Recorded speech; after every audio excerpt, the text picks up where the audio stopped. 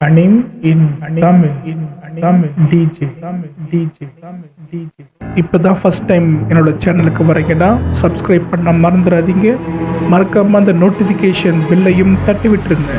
வணக்கம் நண்பா, நம்ம இன்னைக்கு பார்க்க போறது சார்லட் எபிசோட் 5. இந்த எபிசோட் ஆரம்பிச்ச உடனே பாத்தீங்கன்னா நம்ம யூஸாவை தான் காட்டுறாங்க. அவ நல்லா பேசிட்டு இருக்க எல்லாரும் கூடயும். அப்போ ஒரு 4 பேர் நம்ம டொமாரி கிட்ட வராங்க. அவங்க பாத்தீங்கன்னா அவ கையை பிடிச்சி இழுத்துட்டு போறாங்க.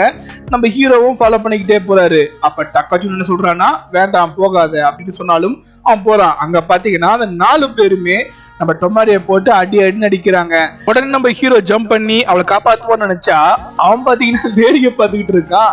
எல்லாம் முடிஞ்சதுக்கு அப்புறம் வந்து நல்லா விசாரிக்க, நான் அடி வாங்கினத பாத்துட்டு தானே இருந்த, அப்புறம் ஏன் வந்து கேட்டுட்டு இருக்க அப்படின்ற மாதிரி கிளம்புறாங்க. இவ பாத்தீங்கன்னா நமக்கு தெரியும் ரவுடிசமான கேரக்டர்.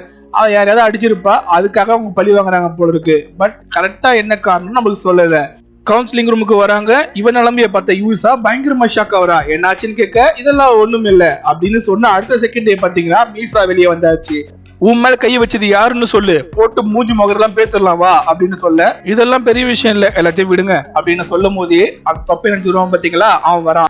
ஒரு இடத்த மார்க் பண்ணி அந்த இடத்துல பறக்கக்கூடிய சக்தி, அதாவது லெவிடேஷன் பவர் இருக்கு அப்படின்னு சொல்லிட்டு அங்க இருந்து கிளம்புறான். உடனே நம்ம டொமாரி பாத்தீங்கன்னா ஒரு புக் எடுத்து வைக்கிறான். பறக்கிற மனுஷனை பத்தி போட்டோ எடுத்து ஒரு மவுண்டெயின்ல போட்டு வச்சிருக்காங்க. அதை எடுத்துதான் போட முடிவு எடுத்துட்டு இவங்க பாத்தீங்கன்னா ஷாப்பிங்கு போறாங்க. அங்க பாத்தீங்கன்னா மீட்டு அது இதுன்ட்டு பார்பிக்யூ பண்றதுக்கும் ஃப்ரை பண்றதுக்கும் நிறைய வாங்குறாங்க. இதெல்லாம் எதுக்கு வாங்குறீங்க அப்படின்னு சொல்லும் போது, அதெல்லாம் உனக்கு தெரியாது, இது மூலமா கூட நம்ம தேடி போறோம்னா கண்டுபிடிக்க முடியும் அப்படின்னு சொல்றா டொமாரி. சரி, நான் இடத்துக்கு வந்தாச்சு. அங்க பாத்தீங்கன்னா அவ பாத்தீங்கன்னா இந்த மீட்ஸ் வாங்கினது மட்டும் இல்ல, டென்ட் இது எல்லாமே எடுத்து வந்திருக்காங்க.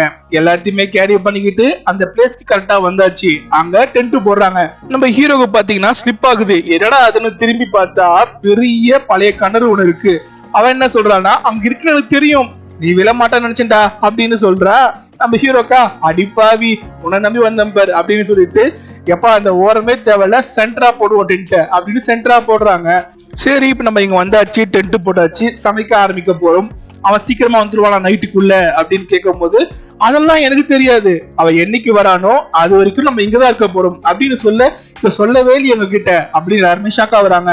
அதெல்லாம் சொல்ல முடியாது அப்படிதான் அப்படின்னு சொன்ன உடனே நம்ம ஹீரோ போன் பண்றான் வீட்டுக்கு. அவன் தங்கச்சி கிட்ட, நான் வரத்துக்கு லேட் ஆகலாம், தங்க போறேன், ஒரு நாள் 2 நாள் கூட ஆகலாம் அப்படின்னு சொல்றான். அப்படியா அப்படின்னு சுகமா சொல்லிட்டே இருக்கா. உடனே பாத்தீங்கன்னா அவ இரும்புறா. என்னவோ உடம்பு சரியில்லை போல இருக்கு. நம்ம ஹீரோ கேட்க, அதெல்லாம் ஒண்ணும் இல்ல அப்படின்னு சொல்லிடுறா. வாங்கிட்டு வந்தது எல்லாத்தையும் போட்டு ஃப்ரை பண்ணி பார்பிக்யூ பண்ணி நல்லா ருசியா சாப்பிட்டு என்ஜாய் பண்ணிட்டு இருக்காங்க. நைட் டைம் வந்தாச்சு. அங்க பாத்தீங்கன்னா நம்ம டக்காஜுனாவும் மீசாவும் கேம் ஆடிட்டு இருக்காங்க ஜாலியா. நம்ம ஹீரோ பாத்தீங்கன்னா டொமாரி எக்கானமின்னு தேடி வர அவ ஒரு மவுண்டைன் அண்ட உட்காந்து பாட்டு கேட்டுட்டு இருக்கா. என்ன பாட்டுன்னு கேட்கும் போது அது ஒரு பேண்டோட நேம்.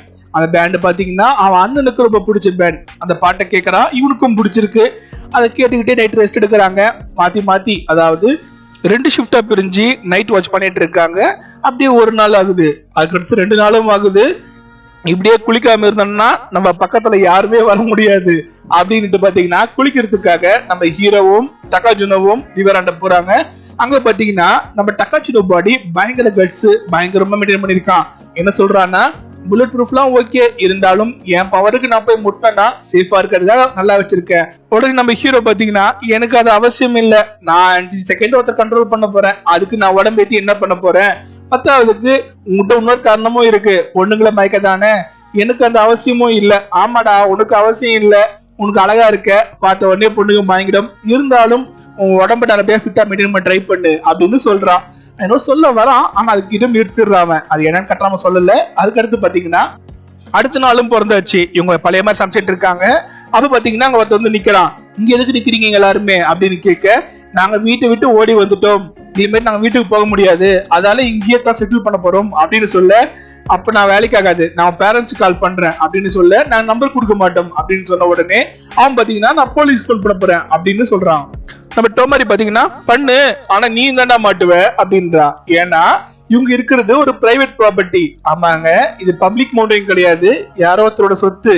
இவங்க ட்ரெஸ் பாஸ் பண்ணி தான் உள்ள வந்திருக்காங்க. இப்ப இவங்க போன் பண்ணு வச்சுக்க, போலீஸ் வந்து இதுவனையும் செட் தான் பிடிப்பாங்க. இதை கேட்ட உடனே அவனுக்கு என்ன பண்றதுன்னே தெரியல. அதுக்கிட்டையும் நம்ம டொமாரி பாத்தீங்கன்னா, உனக்கு பறக்கிற பவர் இருக்குல்ல, அதுதானே இங்க வந்திருக்க அப்படின்னு கேட்க, என்னது பறக்கிற பவரா? அது மாதிரிலாம் கிடையாது, நான் செஸ்நட் பொறுக்கிறதுக்காக காட்டுக்குள்ள வந்தேன். ஏன்டா செஸ்நட் காய்க்கிற சீசனே இல்ல இது, இப்ப வந்து செஸ்நட்டை பொறுக்க வந்தன்றியே அப்படின்னு அவன் பயங்கரமா மொக்க வாங்குறான். அவன் பாத்தீங்கன்னா, நான் நீ பேசுனது நீ நின்னது எல்லாத்தையுமே கேமரா எடுத்து வச்சிருக்கேன், இது மூலமாவே உன்னை கண்டுபிடிச்சிருவோம் அப்படின்னு சொன்ன உடனே அவன் ஜம்ப் பண்றான். அங்க பாத்தீங்கன்னா அந்த கணத்துல எல்லாத்தையும் போட்டு மூடி வச்சிருப்பாங்க. கரெக்டா அந்த கணத்துக்குள்ளேயே விழுவான். விழுந்த உடனே அவன் பவர் யூஸ் பண்ணி சர்ன்னு மேல வர அதையும் அவன் கேப்சர் பண்ணிடுறான். அவன் கீழே வந்த உடனே இப்படி மேல வந்த கேப்சர் பண்ணிட்டா அப்படின்னு சொல்ல, அவனை விட பாத்தீங்கன்னா கூட இருக்கிறவங்களுக்கு தான் ஷாக்கு. அடிப்பாவி, அந்த கணத்தை பாத்தீங்கன்னா இலைங்கெல்லாம் போட்டு பக்காவா மறைச்சு வச்சிருக்கா. தப்பித்தவரை நம்ம விழுந்திருந்தா நம்ம கதை என்ன இருக்கும் அப்படின்னு எல்லாரும் யோசிக்க, அவன் பாத்தீங்கன்னா பயங்கரமான ஸ்பீட்ல அவ கையில இருக்கிற கேமராவை பறிச்சுக்கிட்டு பறக்க ஆரம்பிக்கிறான்.